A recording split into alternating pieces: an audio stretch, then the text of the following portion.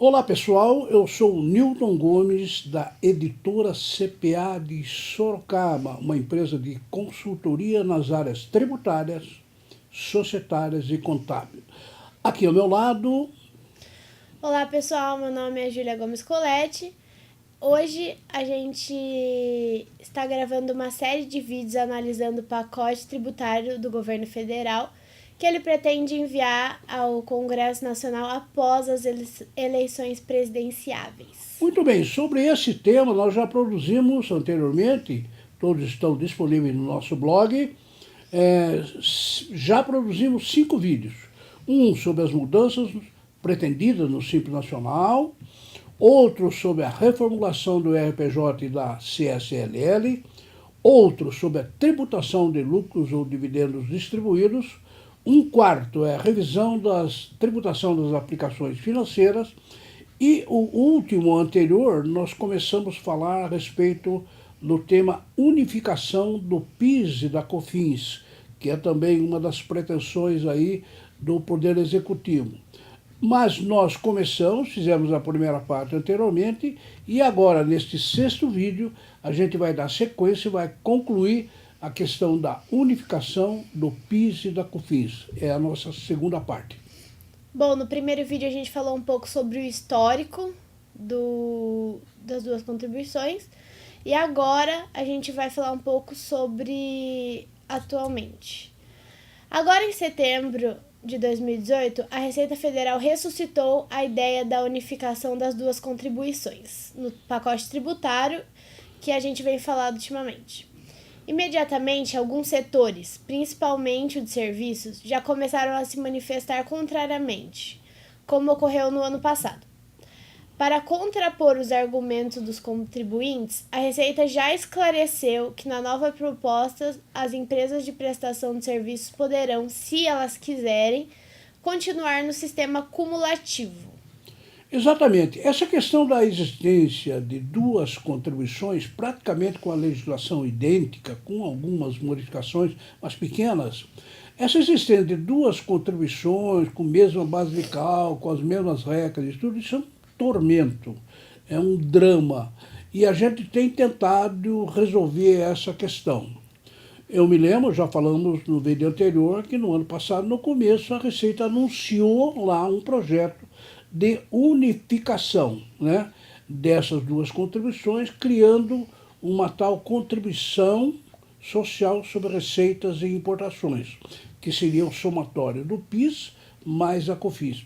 Isso foi anunciado em maio de 2017 e depois a coisa ficou num silêncio, ninguém falou mais nada, né, sobre aquilo e tal. Então o projeto está lá, não é lei, não é nada, é apenas um estudo da Receita Federal sobre isso. Mas a Receita agora, ao divulgar esse tal pacote tributário, a gente percebe que ela ainda está e vai insistir nessa ideia de juntar PIS e COFINS, né?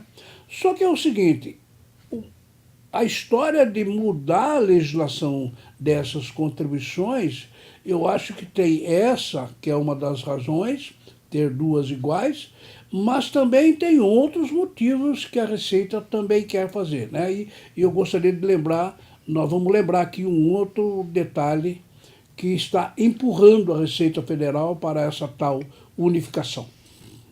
Bom, há um problema muito sério em relação a essas contribuições. O Supremo Tribunal Federal decidiu no ano passado que o ICMS não pode fazer parte da base de cálculo do PIS e da COFINS.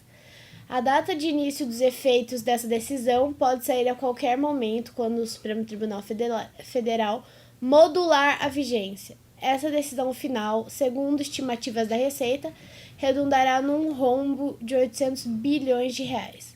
Essa é uma das outras principais razões pela qual a Receita tem muita pressa para alterar essa legislação. Muito bem, então vamos entender o seguinte, a Receita Federal, o Poder Executivo, ele tem muito interesse em unificar PIS e COFINS e criar uma só contribuição.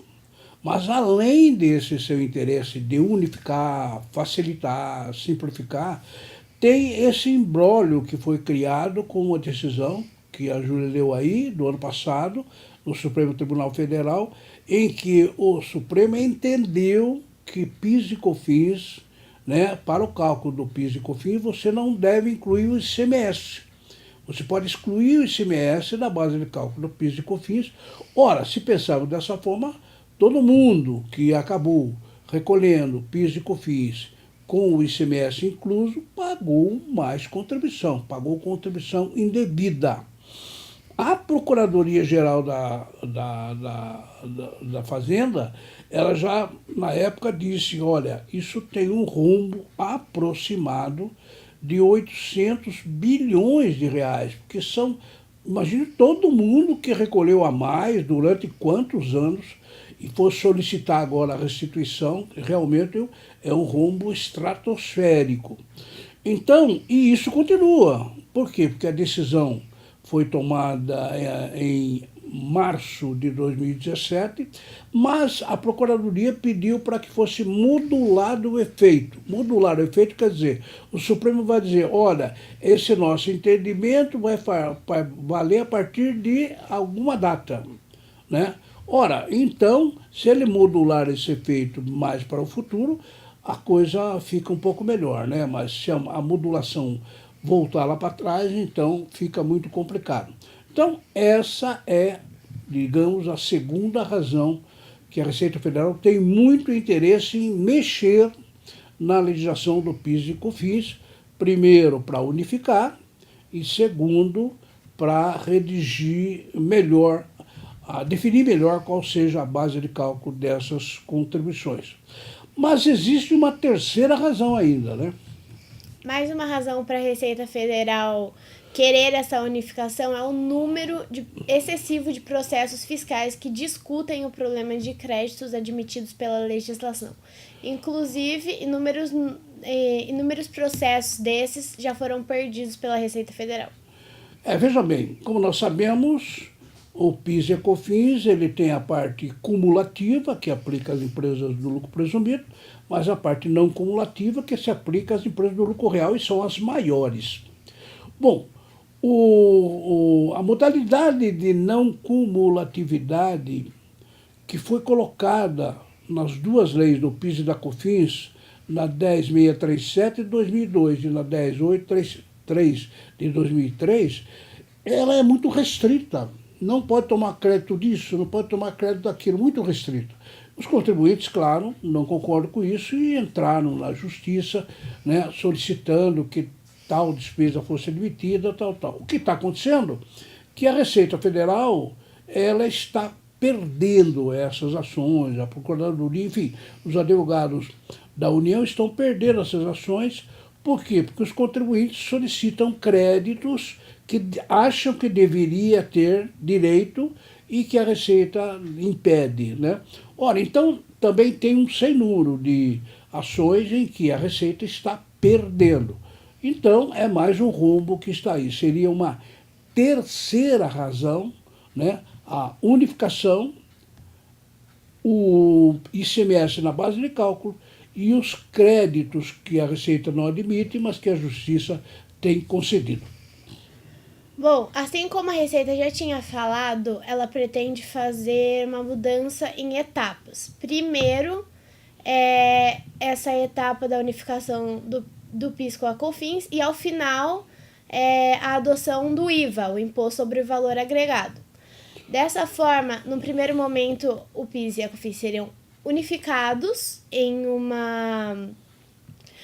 uma contribuição social sobre receitas de importação e no momento seguinte eles se uniriam com o IPI, ICMS, o ISS e no fim o resultado seria o IVA que a gente já comentou antes. No fim, toda essa reforma que o governo quer implantar é a reforma em etapas.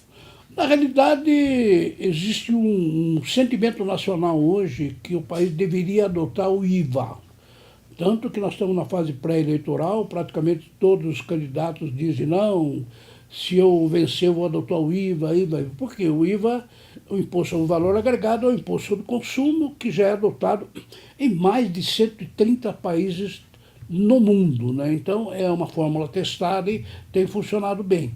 Mas a Receita tem uma ideia diferente. O que ela quer fazer? Ela quer primeiro unificar o PIS e COFINS na tal contribuição social sobre receita de importação. Primeira etapa. Na segunda etapa, aí sim pega essa contribuição, CSRI, junta com o IPI, junto com o ICMS, junto com o ISS, e aí forma o IVA. É a tal reforma tributária em etapas que o Poder Executivo ele tem divulgado. E agora tudo indica que essa estrutura aí, ela vai acabar voltando no tal pacote tributário, que, voltando a relembrar, ele será, segundo palavras do Poder Executivo, será apresentado ao Congresso Nacional após as eleições, provavelmente então no começo de novembro. É isso mesmo, Julia? Isso. Essa foi a segunda parte do nosso vídeo sobre a unificação do PIS e da COFINS. Nos próximos vídeos dessa série, a gente vai tratar das demais propostas anunciadas no pacote tributário. E eu gostaria de lembrar que vocês podem fazer contato com a gente pelo nosso site da empresa CPA, que é netcpa.com.br, e pelo blog. Exatamente, que é o reformatributária.netcpa.com.br. E eu queria recomendar que vocês façam a sua inscrição no nosso canal, porque assim serão notificados com novos vídeos e novos artigos e assim por diante. Muito bem, espero que esses 2 vídeos tenham dado uma ideia geral a respeito da situação caótica que existe hoje do PIS e da COFINS. Espero que nós achemos uma solução inteligente para um problema muito intrincado, né? Bom, então, como a Júlia falou, nos próximos vídeos a gente vai falar sobre outros pontos muito importantes desse tal pacote tributário. Agradeço muito a audiência e espero vê-los no próximo vídeo. Obrigado. Obrigada.